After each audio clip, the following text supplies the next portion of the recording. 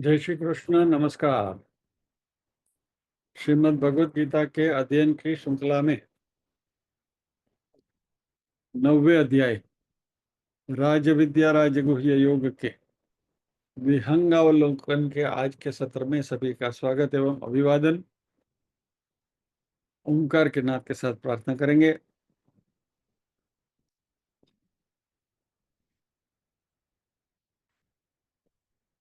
ओम।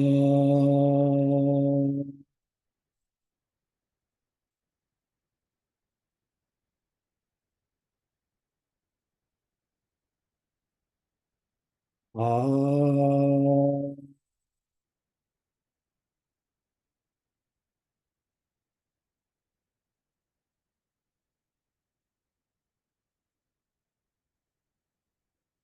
ओम।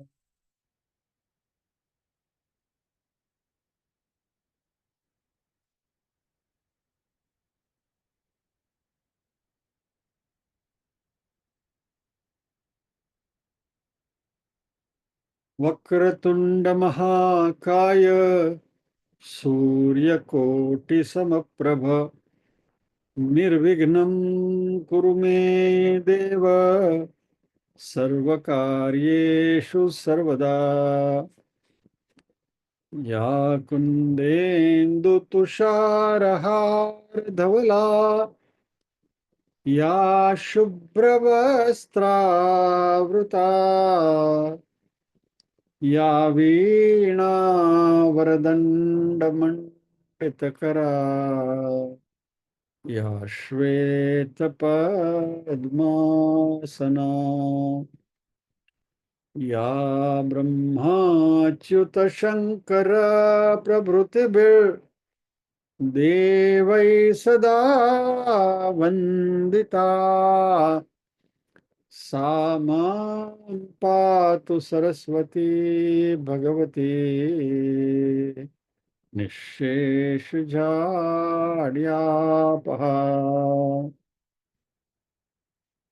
वसुदेवसुतं देवं कंसचाणूरमर्दनम् देवकी परमानन्दम् कृष्णं वन्दे जगद्गुरुम्। ॐ सहनाववतु सहनौ भुनक्तु सह वीर्यङ्करवावहै तेजस्विनावधीतमस्तु मा विद्विषावहै। ॐ शान्ति शान्ति शान्तिः। यत्र योगेश्वर कृष्णो यत्र पार्थो धनुर्धरः तत्र श्रीर्विजयो भूतिर्ध्रुवा नीतिर्मतिर्मम।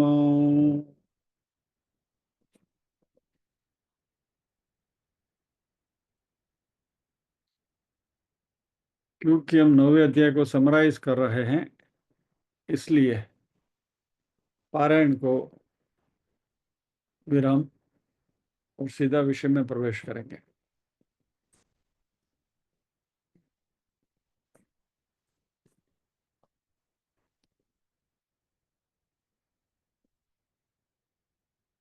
हमने गत सत्र में बात करी थी कि 9वें अध्याय के 9वां अध्याय 7वें अध्याय का कंटिन्यूएशन है, ऐसा कह सकते हैं। और बीच में जो 8वां अध्याय आया वह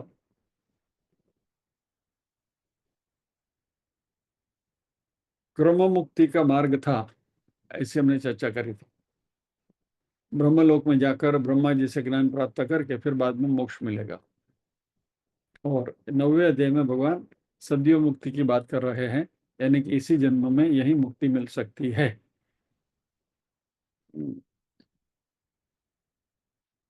पहले 3 श्लोक इंट्रोडक्टरी जैसे थे। 4 से 10वें श्लोक में इस अध्याय का जो सेंट्रल थीम है उसके बारे में बात हो रही है, और वो सेंट्रल थीम इस अध्याय की है निर्गुण निराकार ईश्वर की चर्चा। यानी निर्गुण निराकार ईश्वर कौन है, कैसे हैं, उसके बारे में जानना।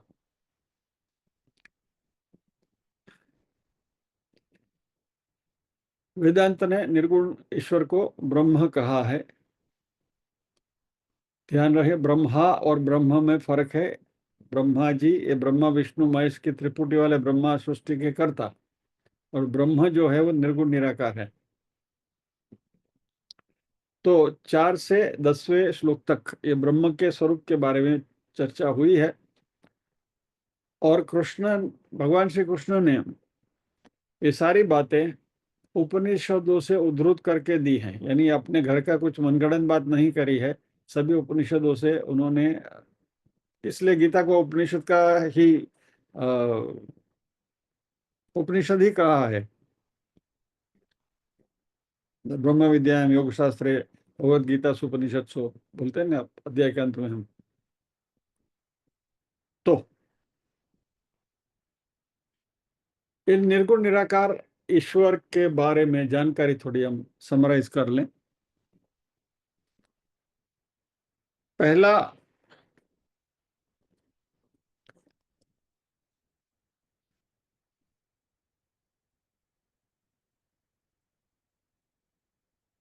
लक्षण या तो गुण विशेष, फीचर जिसको हम कहेंगे, वह है मैं असली वास्तविक ईश्वर हूं। सर्वगतः अहम अस्मि। अभी यहाँ देखिए, इस बात को थोड़ा समझ लें। यहाँ असली नकली यानी जिस तरीके से हम असली नकली जानते हैं, इस कॉन्टेक्स्ट में नहीं लेना है। असली नकली यानी असली यानी रियल एंड अनरियल, वैसे कॉन्टेक्स्ट में भी नहीं लेना है। परमात्मा की जो परा प्रकृति है और अपरा प्रकृति है, इसके बारे में जानकारी प्राप्त करनी है। तो परा प्रकृति जो है वो परमात्मा का असली स्वरूप है। That is the nature of परम तत्व। और फिर लीला करने के लिए, जगत की उत्पत्ति करने के लिए उन्होंने जो स्वरूप धारण किया, सगुण साकार स्वरूप जो धारण किया, वह उससे थोड़ा निम्न स्तर का है। तो हम 2 स्तर की बात करेंगे, असली स्वरूप और निम्न स्वरूप। तो असली स्वरूप जो है परा है, और निम्न स्वरूप जो है अपरा है। अभी जो असली स्वरूप है वह सर्वव्यापी है, ऑल परवेडिंग, सर्वगतः अहम अस्मि कहा है। और इसलिए कोई भी परमात्मा का स्वरूप किसी एक जगह पर है, निर्धारित जगह पर है, तो वह स्वरूप असली नहीं है, वह निम्न स्तर का स्वरूप है। ऐसा समझ के हम चले। इसलिए शिव जी यदि कैलाश में रहते हैं, तो कैलाश में रहने वाले शिव जी पर ब्रह्म नहीं है, ब्रह्म नहीं है। शिव जी हैं। वैसे वैकुंठ में रहने वाले विष्णु, ब्रह्मलोक में रहने वाले ब्रह्मा जी, फिर बाद में स्वर्ग में रहने वाले इंद्र वगैरह वगैरह,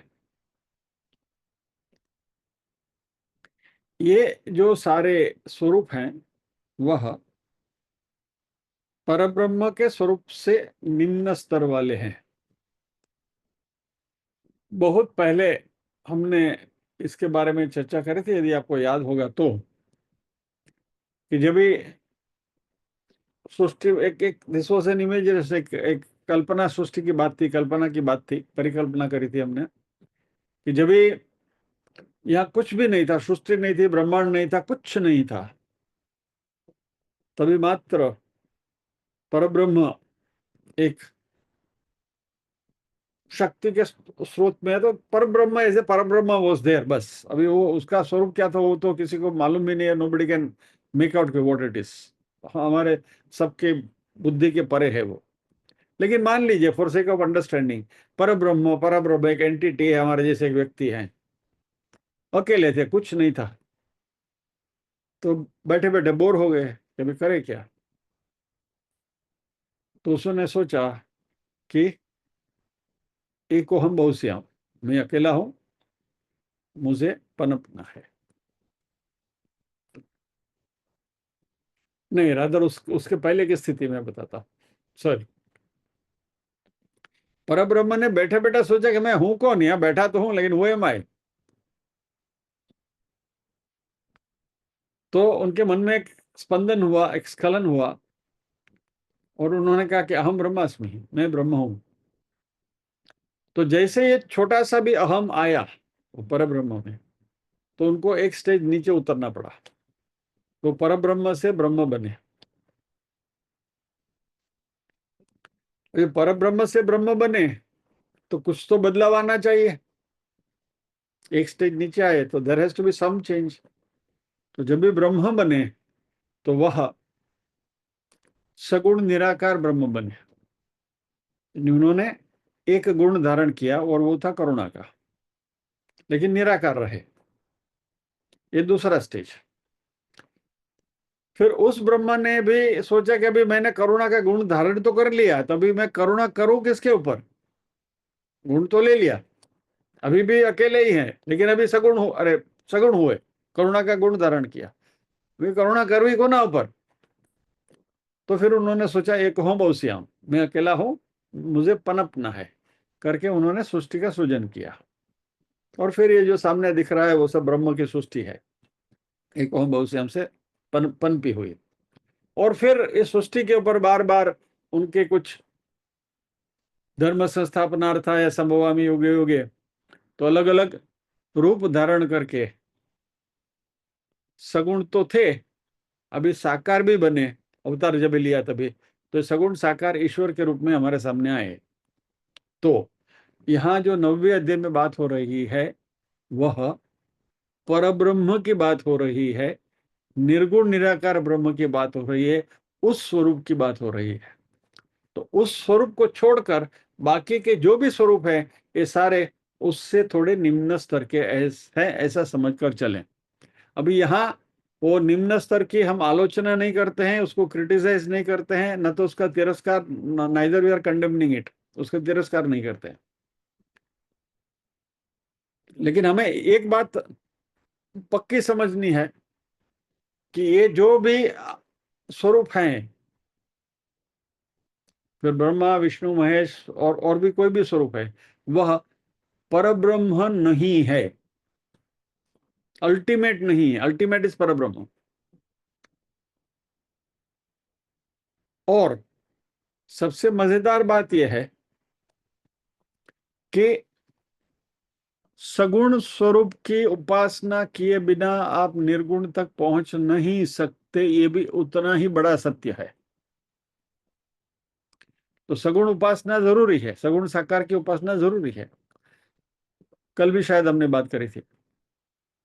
तो सगुण साकार की उपासना करते करते हम निर्गुण निराकार तक पहुंच सकते हैं। तो हम ऐसा कह सकते हैं कि सगुण ईश्वर की आराधना के बिना निर्गुण ईश्वर को हम पहुंच पा नहीं सकते,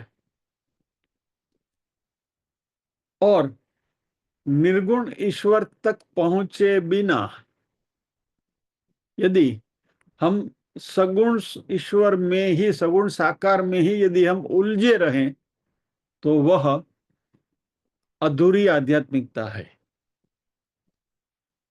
इट इज इनकम्प्लीट स्पिरिचुअलिटी। इसलिए किसी भी साधक ने सगुण की उपासना करते करते उपासना की जो चरम सीमा है वह निर्गुण तक पहुंचना है। और ऐसा जो निर्गुण ईश्वर है वह, उसका पहला कैरेक्टरिस्टिक इस सर्वगतः, सर्वव्यापी है।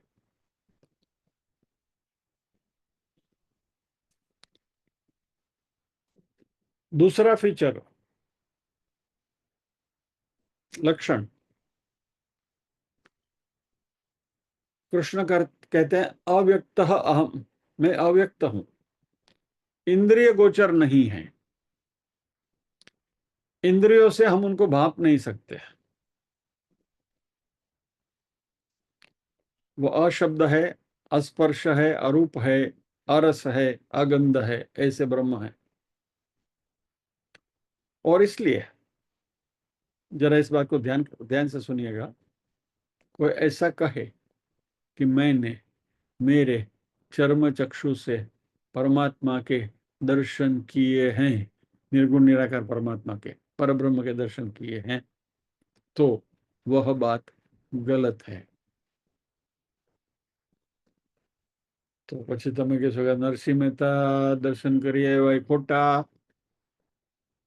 नरसिंह मेहता ने तो दर्शन किए थे, हमें पता है, रासलीला का दर्शन करके आए हैं।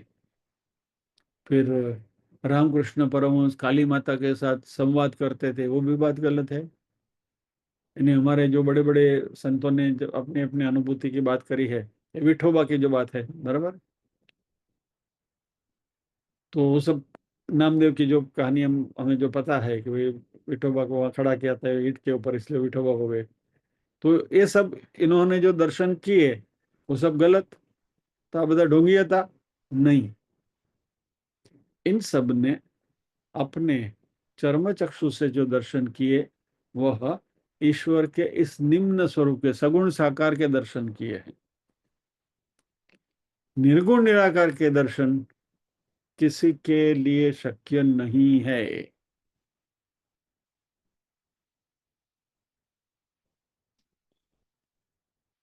11वें अध्याय में आना, फिर बाद में इसके बारे में बात करेंगे। तब तक इसको जरा कोल्ड स्टोरेज में रखिए, ठीक है। तो परमात्मा के दर्शन चर्म चक्षु से जिसने किए हैं वह परमात्मा की अपरा प्रकृति स्वरूप जो है उसके दर्शन किए हैं, वह परब्रह्म के दर्शन नहीं हुए हैं। इसलिए यह जो ईश्वर है, यह जो परब्रह्म स्वरूप है, वह इंद्रिय अगोचर है, इंद्रियों की पकड़ में नहीं आने वाला है, और इसलिए अव्यक्तम, ये स्वरूप जो है अव्यक्त है।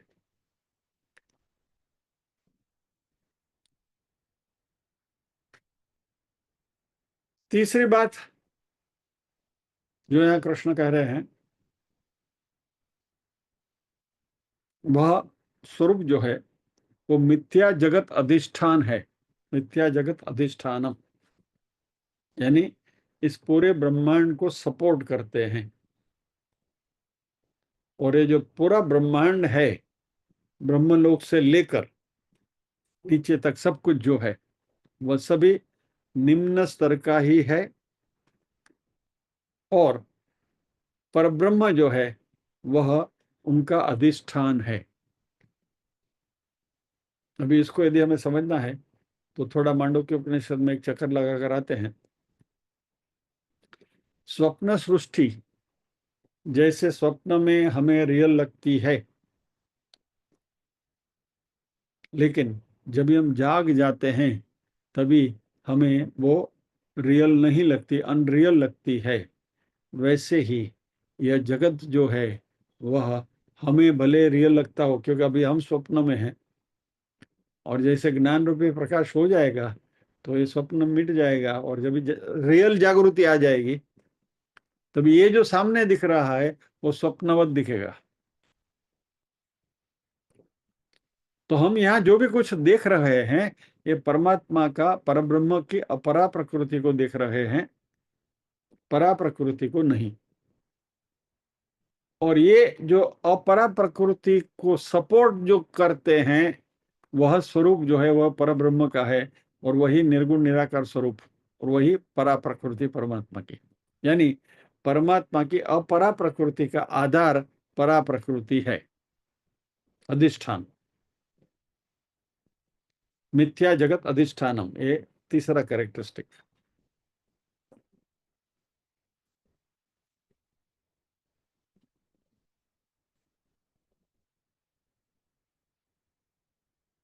चौथा है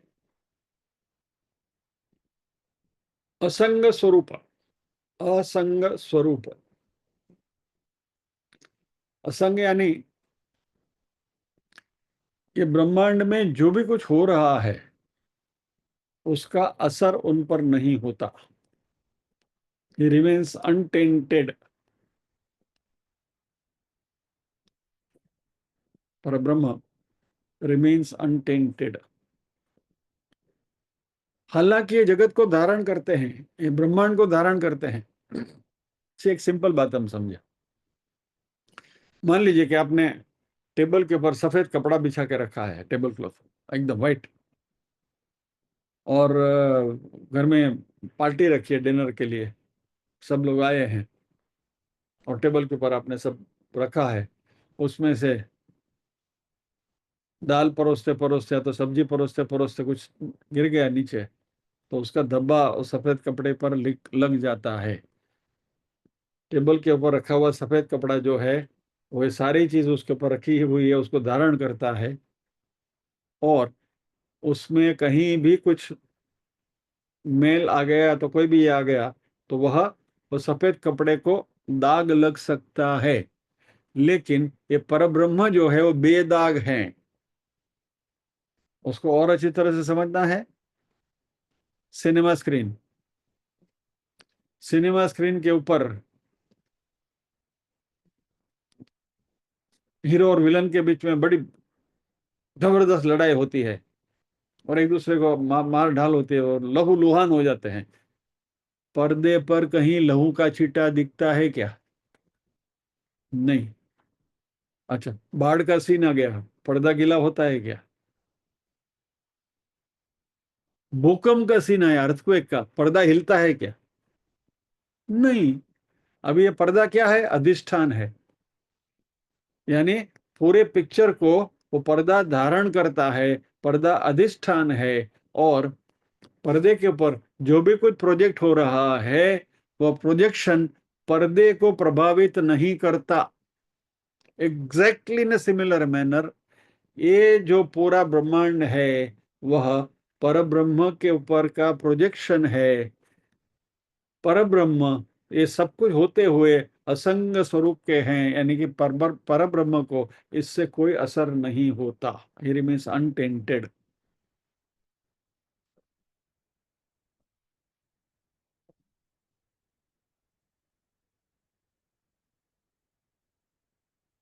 पांचवा लक्षण,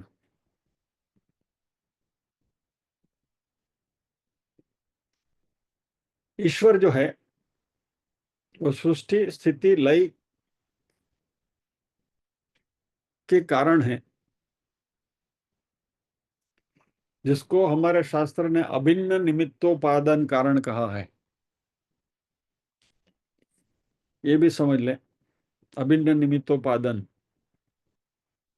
अभिन्न निमित्त उपादान कारण। निमित्त यानी कॉज, बनाने वाला, और उपादान यानी रॉ मटेरियल। सरल एग्जांपल ले ले हम घड़े का। तो कुंभार जब ये घड़ा बनाता है तो उसका जो रॉ मटेरियल है मट्टी, वह उपादान है, और बनाने वाला कुंभार जो है वो निमित्त है। फिर मट्टी में से कुंभार की कला कारीगरी से घड़ा बनकर बाहर आता है और घड़ा हमें दिखता है। अभी यहाँ परमात्मा सृष्टि के अभिन्न निमित्तोपादान का, अभिन्न यानी कि नॉट सेपरेट। अभी यहाँ हमने जो कुंभार का जो एग्जांपल लिया दैट इज लिमिटेड, क्योंकि वो पूरा एग्जांपल नहीं है, क्योंकि वहां मट्टी अलग है, कुंभार अलग है, दोनों भिन्न है। उपादान निमित्त उपादान भिन्न है और निमित्त भिन्न है। निमित्त कुंभार है, वो अलग है, मिट्टी उपादान अलग है। सृष्टि के सर्जन में परमात्मा जो है वो अभिन्न निमित्तोपादान कारण, यानी कि निमित्त भी वही है, उपादान भी वही है। यानी मिट्टी भी वही बने और कुंभार भी वही बने, और घड़ा बनकर उसमें भी वही समा गए। यानी एवरीवेयर इट इज ही। यह अभिन्न निमित्तोपादान कारण हमारे शास्त्रों ने टर्मिनोलॉजी हमें दी है।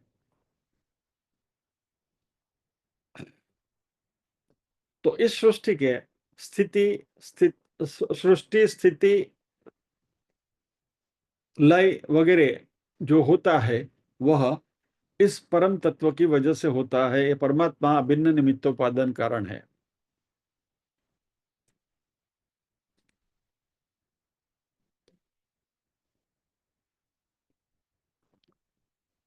अगला फीचर है, यदि ईश्वर इस जगत के कर्ता है, जैसे कुंभार ने घड़ा बनाया तो वहां कुंभार कर्ता बना, घड़ा का कर्ता बना, घड़ा घड़ा को बनाने वाला कुंभार बना।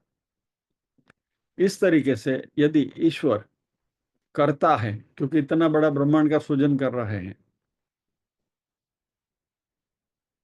और फिर इस सृष्टि का पालन भी वही करते हैं,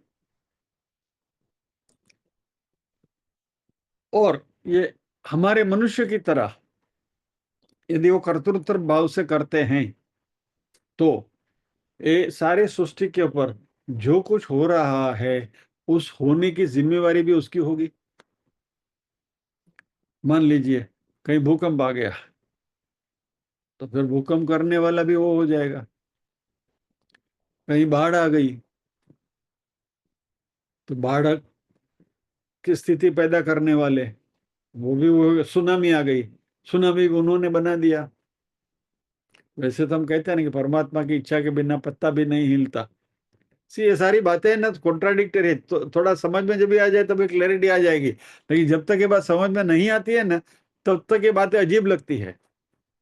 कि एक और से हम कहते हैं कि परमात्मा की इच्छा के बिना पत्ता भी नहीं हिल सकता, और इतना सारा उधम हो रहा है, मतलब परमात्मा का इसमें कोई रोल ही नहीं है।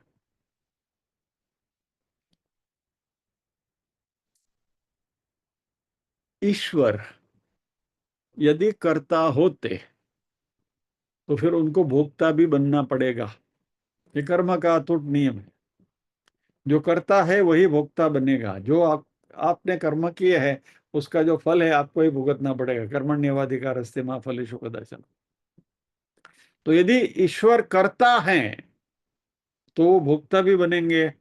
यदि ईश्वर भोक्ता बनेंगे तो फिर पाप पुण्य भी लगेंगे उनको, क्योंकि अच्छा काम किया तो पुण्य होगा, बुरा काम किया तो पाप लगेगा, सुनामी लाए तो पाप लगेगा, अर्थक्वेक लाए तो पाप लगेगा।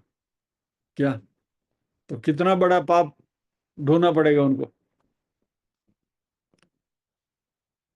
तो ये सब तो भगवान तो इससे परे हैं, और इसलिए यहाँ स्पेसिफिकली कृष्ण कहते हैं कि परब्रह्म के स्वरूप में, निर्गुण निराकार के स्वरूप में, I do not create anything, मैं कुछ बनाता नहीं हूं, मात्र मैं साक्षी हूं। 90वें अध्याय का 10वां श्लोक। मयाध्यक्षेण प्रकृति सूयते सचराचरम हेतुनानेन कौन्तेय जगत विपरिवर्तते। मया अध्यक्षेण प्रकृति सूयते सचराचरम। સુયતે આપણે ગુજરાતીમાં સુયાણી શબ્દ છે ને, મિડવાઇફ, જણે છે, डिलीवरी करावे છે।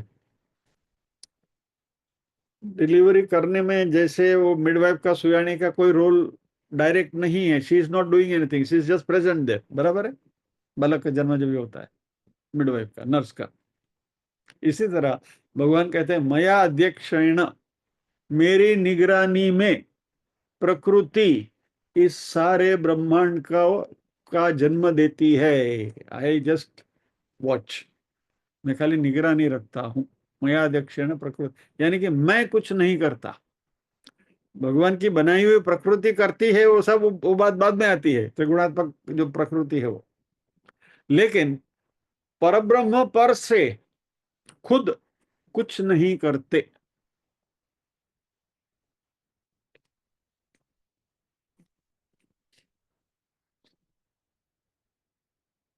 कोई मान लीजिए सुयते की बात आई तो मान लीजिए कोई मैटरनिटी हॉस्पिटल में बहुत सीनियर सीजन गायनोकोलॉजिस्ट है और उसके नीचे 4-5 असिस्टेंट उन्होंने रखे हुए हैं, और किसी महिला की वहां प्रसूति हो रही है, तो ये जो सीनियर गायनोकोलॉजिस्ट है, वो यदि वहां थिएटर में, ऑपरेशन थिएटर में है, रूबरू खड़े भी हैं, वो खाली खड़े रहेंगे, यू जस्ट गाइड देम।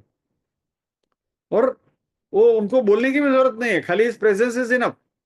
बाकी सारा काम जो है वो उनके असिस्टेंट करते हैं। मया अध्यक्षेण प्रकृति ही सूयते सचराचरम इज दिस, कि मेरी उपस्थिति में प्रकृति ये पूरा सृजन का कार्य करती है, साक्षी मात्रेण ये जो क्रिएशन होता है। तो ये परमात्मा की एक और विशिष्टता। दूसरा एग्जाम्पल आपको लेना है, तो इस कमरे में, आप जिस कमरे में बैठे हैं उस कमरे में लाइट है। थोड़ा और एक बाहर का एग्जाम्पल लेते हैं। बाहर बड़ा मैदान है जिसमें बड़ी फोकस लाइट लगी हुई है, और इसमें किसी कोने में हमारे जैसे 12 15 20 लोग बैठकर अध्यात्म की चर्चा कर रहे हैं, सत्प्रवृत्ति कर रहे हैं, बराबर। और दूसरे किसी कोने में किसी वहां के लोकल गुंडे और वहां के लोगों के बीच में कोई मारामारी चल रही है, राइट। यहाँ सत्प्रवृत्ति चल रही है, उधर दुष्प्रवृत्ति चल रही है। लाइट लगी है, उसको उससे कोई लेना देना? लाइट के प्रकाश में आप कुछ भी करो, light has nothing to do with it. वैसे ही परमात्मा के प्रकाश में इस पृथ्वी पर सब कुछ होता है, लेकिन परमात्मा का उससे कुछ लेना देना नहीं है। आप सत्प्रवृत्ति करो या दुष्प्रवृत्ति करो, it is all up to you. फिर वो पाप पुण्य कर्म, सत्कर्म दुष्कर्म वगैरह का फल जो है, वो फिर भगवान ने कर्म की तेरी मस्त बना के रख दी है, तो उसमें कोई इंटरफेरेंस की भी जरूरत नहीं है। तो इसलिए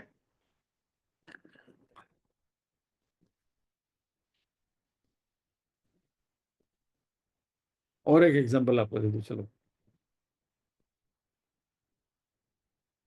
गाड़ी के अंदर पेट्रोल डाला आपने, और वो गाड़ी लेकर कोई घूमने के लिए निकला।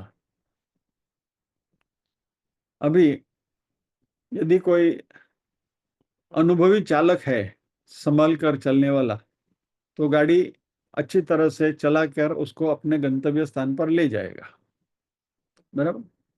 और कोई नौसिखिया है या तो कोई युवा व्यक्ति है, no, young blood, hot blood, और जो नया नैसी का चलाने लगा, और वो कहीं जाके पेड़ के साथ गाड़ी को ठोक दिया उसने, और गाड़ी बिल्कुल ये हो गया। पेट्रोल का उससे कोई लेना देना? पेट्रोल बोलता है मेरा काम है इसको ऊर्जा देना, I provide energy to the car. How you drive the car, आप गाड़ी को कैसे चला रहे हैं, वो आपकी मुनसबी के ऊपर है। तो करता कौन है? आप है। पेट्रोल करता है क्या? पेट्रोल ने गाड़ी ठोकी? नहीं। पेट्रोल आपको गंतव्य स्थान पर लेके गया? नहीं। पेट्रोल का रोल क्या है? ऊर्जा देना। तो भगवान जो जो परब्रह्म है, उनका रोल है मात्र ऊर्जा देना। इस ऊर्जा के प्रकाश में, या तो इस ऊर्जा के इन्फ्लुएंस में, इस ब्रह्मांड में जो भी कुछ होता है उससे वो अलिप्त है। यानी कि वो करता नहीं है, और वो करता नहीं है इसलिए वो भोगता भी नहीं है।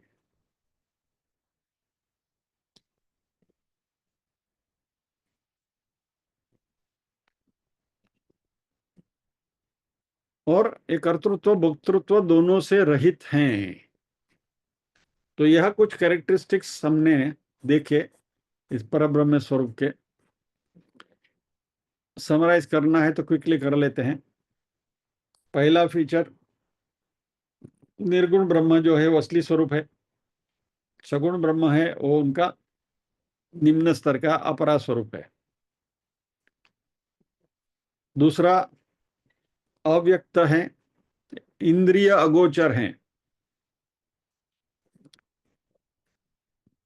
तीसरा, मिथ्या जगत के अधिष्ठान है। ये ब्रह्मांड है, ये मिथ्या है, जगत है मिथ्या है, और उसके वो अधिष्ठान है, जैसे सिनेमा का पर्दा आधार है, सबस्ट्रेटम। चौथा असंग स्वरूप है, आधार है, लेकिन जगत उस परमात्मा को इन्फ्लुएंस नहीं करता। जैसे पर्दे के ऊपर चल रहा सिनेमा पर्दे के ऊपर कोई इन्फ्लुएंस नहीं कर सकता, वैसा। पांचवा फीचर है अभिन्न निमित्तोपादान कारण। सृष्टि बनाने में निमित्त भी वही है, उपादान भी वही है।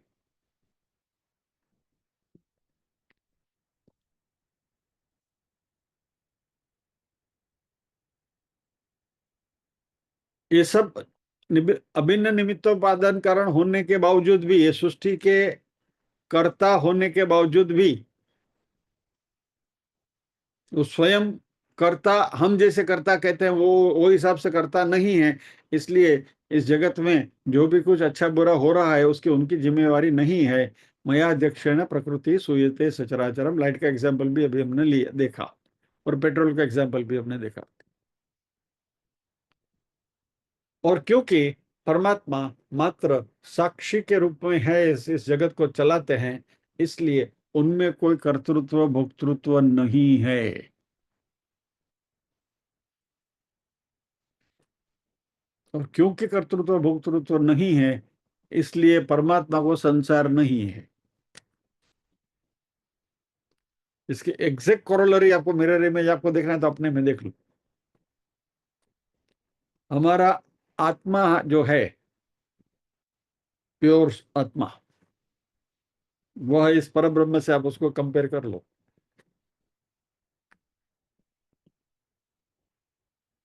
सब कुछ एग्जैक्टली टैली हो जाएगा। और इस आत्मा जब इस शरीर भाव से मुक्त हो जाएगा, जीवात्मा भाव से मुक्त हो जाएगा, फिर उसके लिए संसार नहीं है। और वही हम ब्रह्मास्मि है, वही ब्रह्म है। यानी हम ब्रह्मास्मि को समझना है तो it is so simple, same thing, यही लॉजिक से चलो। ओके, तो ये 4 से 10वें श्लोक तक की बात हमने करी।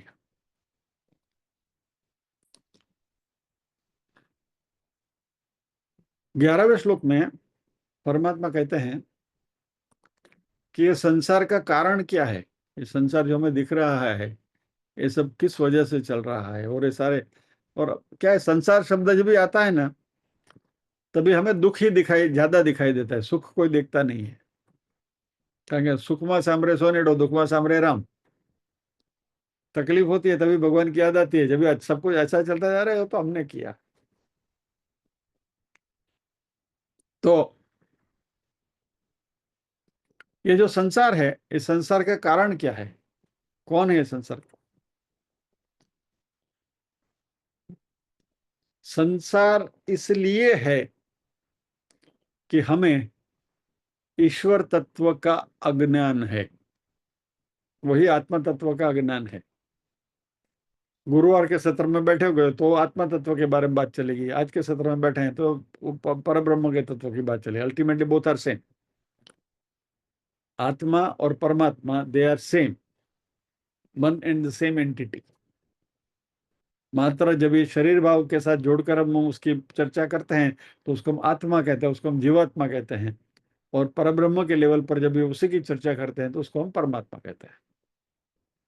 लेकिन दोनों ही वो अस्तित्व ही है, स्टेट ऑफ बीइंग, सत जिसको हम कहते हैं, या तो शुद्ध चैतन्य। Anyway, let us not digress. तो 11वें श्लोक में भगवान ने कहा कि ये ईश्वर तत्व यानी कि परब्रह्म का जो तत्व है, वो उस तत्व के बारे में हमारे में जो अज्ञान है, उस अज्ञान की वजह से संसार है। परा प्रकृति का अज्ञान है, ब्रह्म अज्ञान एवं संसार कारणम।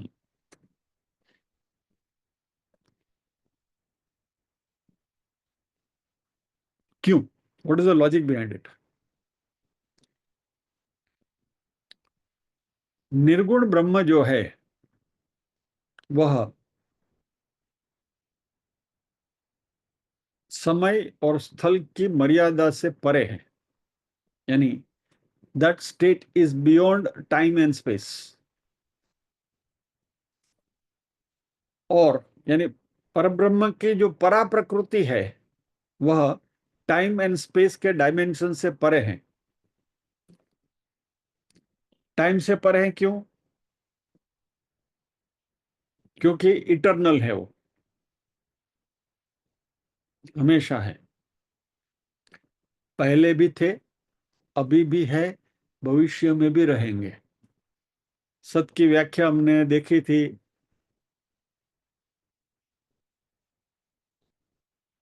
तत्वबोध में, त्रिकाले तिष्ठति यत्, तीनों काल में जो विद्यमान है उसको सत कहा गया है। बराबर। तो निर्गुण ब्रह्म जो है, क्योंकि it is beyond time and beyond space.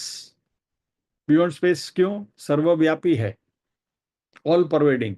तो कोई भी स्पेस उसको रिस्ट्रिक्ट नहीं कर सकता। आप ऐसा नहीं कह सकते इस कोने में परब्रह्म है और उस कोने में नहीं है।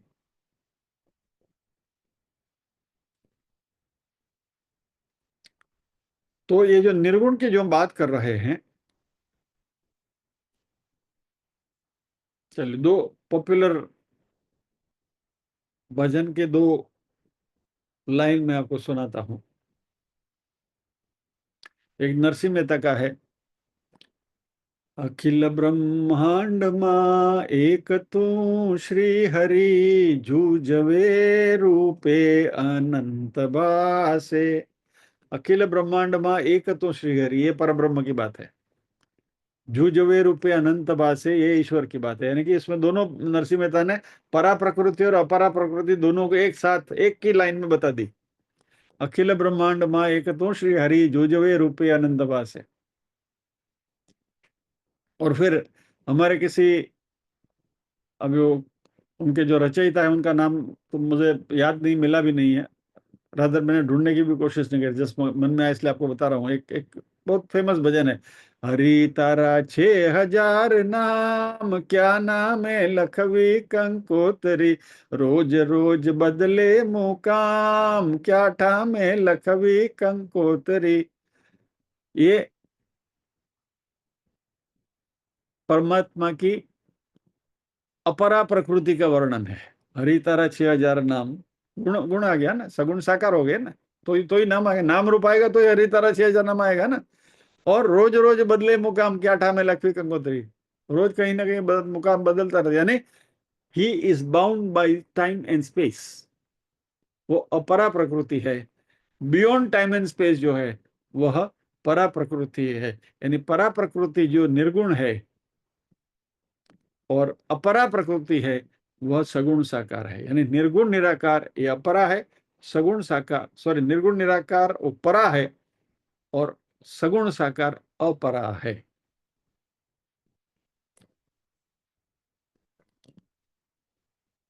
तो सगुण साकार स्वरूप जो है वह टाइम एंड स्पेस के लिमिटेशन में आता है। परमात्मा के जितने भी अवतार हैं देख लीजिए, सबके सब टाइम एंड स्पेस के लिमिटेशन में आ गए, हालांकि वही परब्रह्म के अवतार हैं। कल ही रामनवमी है ना, राम जी का अवतार है ना, बराबर। तो वो भी देह धारण करके आए थे, बाउंड बाय स्पेस। उनका प्रगट्य भी हुआ था, उनका विलीनीकरण भी हुआ, यानी he manifested and he disappeared also. यानी टाइम के बंधन में भी आ गए, समय के बंधन में आ गए। राम जी तत्व से इटर्नल हैं, लेकिन वह स्वरूप जो है उनका, उससे वह समय के मर्यादा में बंधे हुए हैं।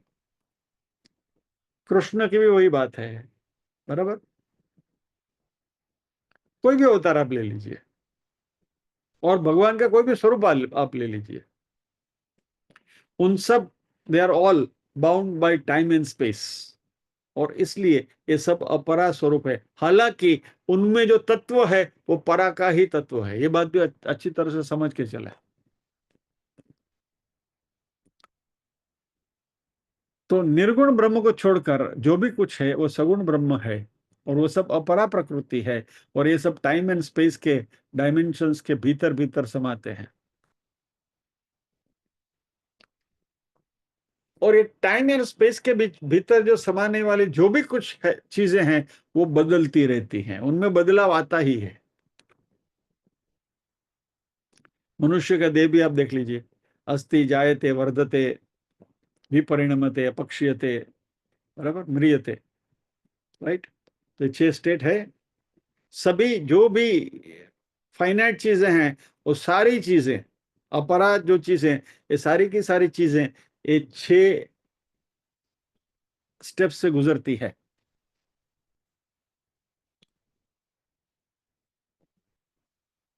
इसमें बदलाव है। और निर्गुण निराकार परब्रह्म जो है, उसमें कोई बदलाव नहीं है, वो जो है वैसे ही के वैसे ही है। अगेन वापस कम बैक, सिनेमा का स्क्रीन, कौन सा भी पिक्चर लगे थिएटर में, स्क्रीन वही का वही है, उसमें कोई बदलाव आता है? नहीं आता है। मुगले आजम लगे कि जनक जनक पायल बाजे लगे, कभी का कोई नया पिक्चर लगे, या तो कोई इंग्लिश पिक्चर लगे, कोई फ्रेंच पिक्चर, कोई भी लगे, थिएटर में कोई भी पिक्चर लगे, स्क्रीन वैसा का वैसा है, वो बदलता नहीं, कोई बदलाव आता नहीं। पर ब्रह्म में भी वैसे ही है, उसमें कोई बदलाव आता नहीं। ये ब्रह्मांड में जो भी कुछ हो जाए।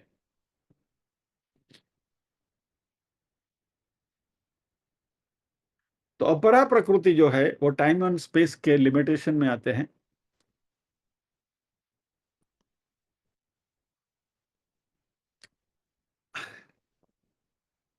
अभी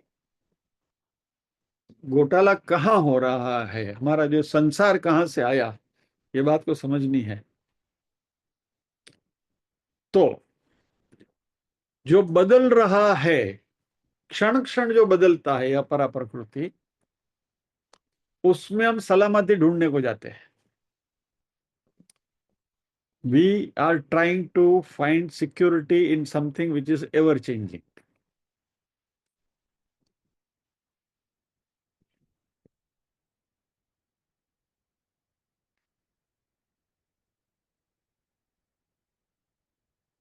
आपको एक उदाहरण, चलो रियल रियल लाइफ उदाहरण दे देता हूँ। चर्चगेट नरीमन पॉइंट में कहीं आपकी कार्यशाला है, आपकी ऑफिस है, दिन भर काम करके आप थके हैं, और शाम को घर लौटना है 6, 6:30, 7 बजे। चर्चगेट स्टेशन पर आप आते हैं और सोचते हैं कि आज तो गाड़ी में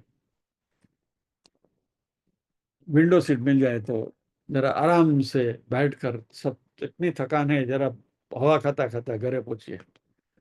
और आप करते क्या है, चर्चगेट स्टेशन पर गाड़ी आती है, दौड़ती गाड़ी में चढ़ने की कोशिश करते हैं, और उसमें सलामती ढूंढने की कोशिश करते हैं।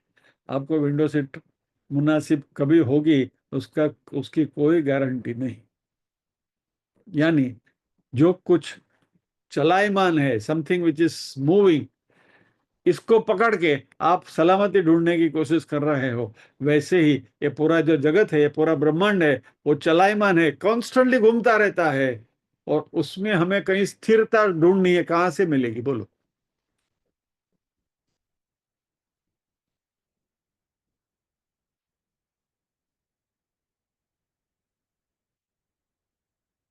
किसी राइड में आप बैठे हैं, और फिर बोलो कभी मुझे स्थिर होना है, तो हो पाओगे क्या? नहीं हो पाओगे, वो तो घूमता ही रहेगा। You have to flow with the current. तो स्थिरता कहाँ, एक ही स्थिर चीज चीज है, वो है परब्रह्म, निर्गुण निराकार ब्रह्म। यानी if you want to be stable, यदि हमें स्थिरता चाहिए, यदि हमें सलामती चाहिए, तो निर्गुण निराकार की ही गोद में जाना पड़ेगा। सगुण साकार भी बदलता रहता है, चर्चगेट स्टेशन पर आने वाली गाड़ी की तरह। भले हमारे इष्ट देव हैं, हम सबको वंदन करते हैं। एक बात समझ लें, सगुण साकार की हम क्रिटिसिज्म नहीं करते, भत्सना नहीं करते हैं, उनको ये नहीं कर रहे हैं, डिमीन नहीं कर रहे हैं। वह अपनी अपनी जगह पर सब सही हैं। लेकिन ये फर्क हमें इस 9वां अध्याय जो राज विद्या राज्य को ही योग है, उसके संदर्भ में ये सारी चीजें हमें समझनी पड़ेगी, अच्छी तरह से समझनी पड़ेगी। That is what it is, this whole chapter is about. इसलिए तो उसका नाम है राज विद्या राज्य को ही योग। राज विद्या है ये, यानी अरे गहरे नत्थु गहरे के लिए नहीं है ये।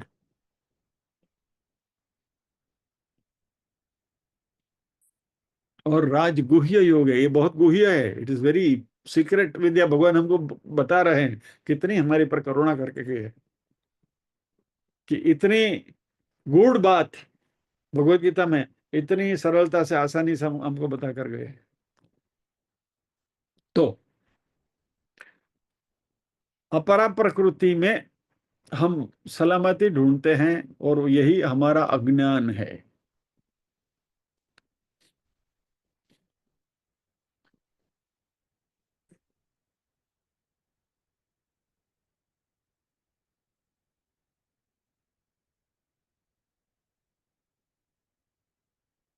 इसलिए शंकराचार्य जी ने कहा है, माँ कुरु धन जन यौवन गर्वम हरति निमिषात काला सर्वम। धन जन यौवन, उसके ऊपर घमंड मत करो, काल आकर एक पल में छीन कर लेके जाएगा। और इस माया को छोड़कर इस ज्ञान से ब्रह्म पद में प्रवेश करो। क्या? तो ये ब्रह्म पद क्या है? परब्रह्म का ज्ञान, राज विद्या, राजगुह्य योग, निर्गुण निराकार की जानकारी। यह इस अध्याय का सेंट्रल थीम है, इसी की हम बात कर रहे हैं। आज समय हो रहा है, तो यही विराम लेंगे।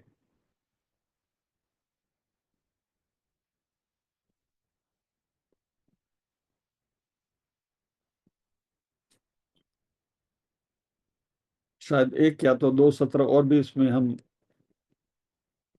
व्यतीत कर सकते हैं, लेकिन इस कंसेप्ट को समझ लेना भी इतना ही जरूरी है। तो आइए प्रार्थना करेंगे आज के लिए।